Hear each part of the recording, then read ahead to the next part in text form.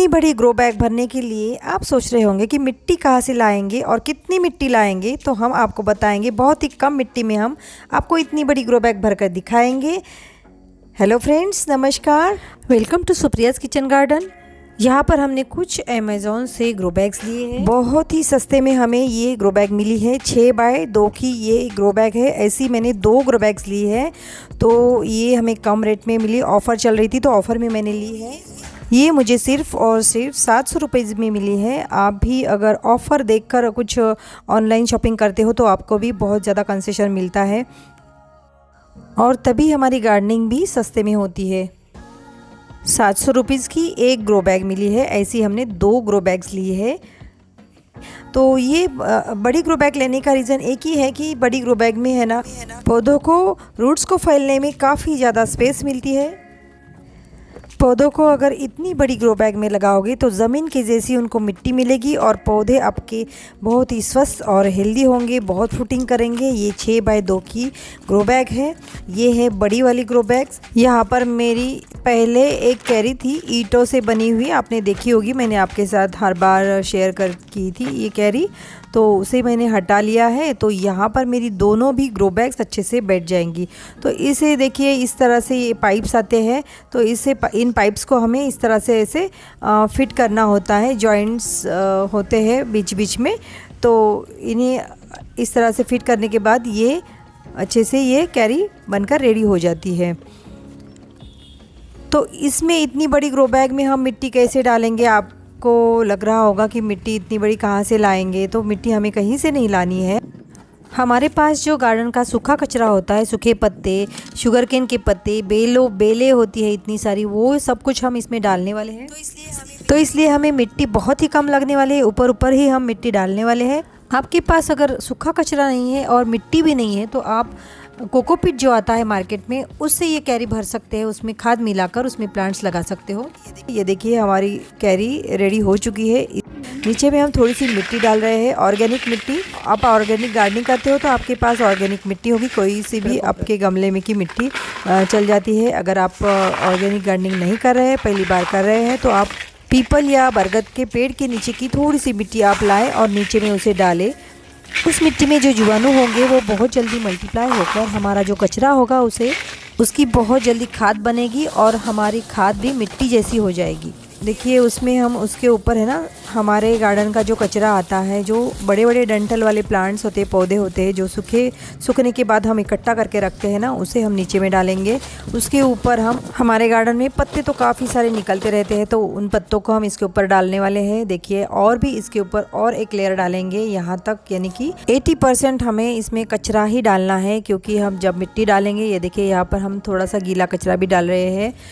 तो जब हम ऊपर से मिट्टी डालेंगे तो मिट्टी और नीचे जाएगा ये कचरा। मिट्टी डालने के बाद उस पर पानी हम छिड़कते रहते हैं तो ये नीचे भी जाता है।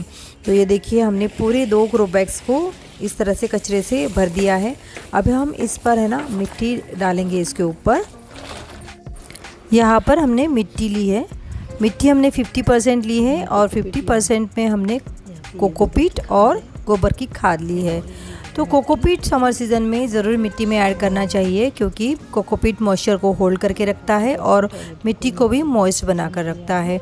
तो गोबर की खाद हम पहले शुरू में ऐड कर रहे हैं, बाद में हम थोड़ा सा वर्मी कंपोस्ट ऐड करेंगे। और नीचे में जो हमने कचरा डाला है वो उसकी भी जैसे जैसे हमारे प्लांट्स बढ़ते रहेंगे उसकी खाद होती रहेंगी। और यहाँ पर हम थोड़ा सा नीम के पत्ते ले रहे हैं। अगर आपके पास नीम के पत्ते नहीं हैं तो आप नीम खली भी ले सकते हो। नीम खली से हमारे मिट्टी में फंगस वगैरह लगने के चांसेस नहीं होते हैं। और थोड़ी सी हम इसमें हल्दी भी ऐड करेंगे। हल्दी भी मिट्टी में ज़रूर ऐड करना चाहिए, हमारी मिट्टी अच्छी हेल्दी बन जाएगी। ये जो हमने पत्ते ऐड किए हैं ना मिट्टी में, उससे है ना हमारी मिट्टी बहुत ही अच्छी भुरभुरी और हल्की बन जाती है, और उससे हमारे मिट्टी में एरिएशन बना रहता है और हमारे प्लांट्स को ग्रोथ करने के लिए उसकी मदद भी होती है। तो देखिए, यहाँ पर हमने मिट्टी दोनों भी ग्रो बैग्स में डाल रखी है, और डालने के बाद देखिए सारे पत्ते भी नीचे चले गए हैं। मिट्टी को हम ऐसा इस तरह से भुरभुरा बना लेते हैं और इसमें हम कुछ मेथी, धनिया और कुछ प्याज वगैरह लगा देते हैं। ये मैं अपडेट के साथ आपके साथ शेयर कर रही हूँ फ्रेंड्स। तो ये मेथी जो मैंने लगाई है वो अभी की नहीं है, 1 महीने पहले की ये वीडियो शूट हो चुकी है, इसलिए ये मेथी उस टाइम लगाई है। आप अभी इस वक्त मेथी लगा रहे हो तो ना लगाएं, क्योंकि अभी इस टाइम समर सीज़न में मेथी अच्छे से ग्रो नहीं करती है। ये धनिया की सीड्स हैं, हमने 6-7 घंटे के लिए भिगो के रखे थे रात में।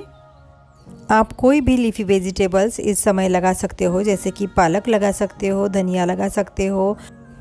हम इस तरह से देखिए लाइन करते हैं, लाइन में एक लाइन में हम इस सीड्स को डालेंगे तो अच्छे ये दिखेंगे भी। जब ये प्लांट्स ग्रो होते हैं तो दिखने में भी अच्छे दिखते हैं। अगर आपके पास इतनी बड़ी ग्रो बैग भरने के लिए कचरा नहीं है सूखे पत्तों का, तो आप जो पुट्ठे आते हैं, कार्डबोर्ड्स आते हैं, उसे भी आप छोटे छोटे पीसेस में करके नीचे में डाल सकते हो। आपका न्यूज़पेपर जो आता है घर में, उसे भी डाल सकते हो। और थोड़े बहुत सूखे पत्ते आप कहीं पर भी गार्डन में वगैरह जो प्लांट्स होते हैं वहाँ पर बहुत ज़्यादा सूखे पत्ते नीचे गिरे हुए होते हैं, वहाँ से भी आप लेकर आ सकते हो। और नीम के जो पत्ते होते हैं ना, वो तो आपको कहीं पर भी दिखते हैं। रोड के साइड में जो नीम के प्लांट्स होते हैं, कोई इस समय है ना समर सीज़न में बहुत सारे लोग है ना नीम के प्लांट्स को है ना कटवा लेते हैं। जैसे कि रेनी सीज़न जब आता है तो तब भी नीम के प्लांट्स कटवाते हैं। तो वो जो बड़ी बड़ी स्टेम्स होती है वो लोग कटवाते हैं, तो वहाँ से हम नीम के पत्ते ले लेते हैं। तो हमें ये साल भर के लिए नीम के पत्ते भी हो जाते हैं। तो बीच बीच में अगर नीम के पत्ते हमारे पास नहीं होते हैं तो हम नीम खली भी यूज़ करते हैं। तो ये देखिए फ्रेंड्स, यहाँ पर हम प्याज के कुछ सीड्स लगाने वाले हैं, कुछ लहसुन और सोया साग लगा लेते हैं। सोया साग मैंने आपको कहा है कि ये मेरा वीडियो अपडेट के साथ है। तो ये मैं जो ग्रो किया था तब शायद फरवरी एंड चल रहा था, तो तब मैंने सोया साग लगाया था। लेकिन अभी आप नहीं लगा सकते हो, क्योंकि अभी बहुत ज़्यादा समर सीज़न चल रहा है और इतनी धूप में ये सोया साग अच्छे से नहीं ग्रो हो पाता है। तो इसलिए ये प्याज आप लगा सकते हो, प्याज हम समर सीज़न में लगा सकते हैं। तो प्याज के सीड्स हम यहाँ पर कुछ डाल रहे हैं, लाइनिंग हमने कर ली है। लहसुन भी आप लगा सकते हो समर सीज़न में। ये प्याज के सीड्स देखिए कुछ इस तरह से दिखते हैं। अभी हम आपको बताएंगे कि बड़ी कैरी में जो हम प्लांट्स लगाते हैं, हमारे सब्जी वाले पौधे लगाते हैं, तो हमें क्या फ़ायदे मिलते हैं। जब हम बड़ी कैरी बनाते हैं तो हमारे पौधे को मिट्टी जैसी ज़मीन के जैसी जगह मिलती है। ज़मीन में जैसे काफ़ी सारी जगह होती है उनके रूट्स को फैलने के लिए, वैसी ही जगह हमारे प्लांट्स को कैरी में मिलती है। इसलिए हम ज़्यादातर छोटे छोटे गमलों में नहीं लगाते सब्जियां, हम ज़्यादातर तो कैरिया में ही लगाते हैं। हमारे पास 2 बड़ी बड़ी कैरिया है, परमानेंट कैरिया है, जो कि हमने बनाई है, आपके साथ हमने शेयर भी किया था। उस कैरी को भी आप बना सकते हो टेरेस पर, आप गार्डनिंग करते हो तो, क्योंकि कैरी में हमें बहुत ज़्यादा पानी देने की भी ज़रूरत नहीं होती है। छोटे गमलों में अगर हम पानी देते हैं समर सीज़न में तो बहुत जल्दी वो गमले की मिट्टी सूख भी जाती है। तो इसलिए कैरी में हमें समर सीज़न में भी एक बार ही पानी देने से हमारा काम चल जाता है।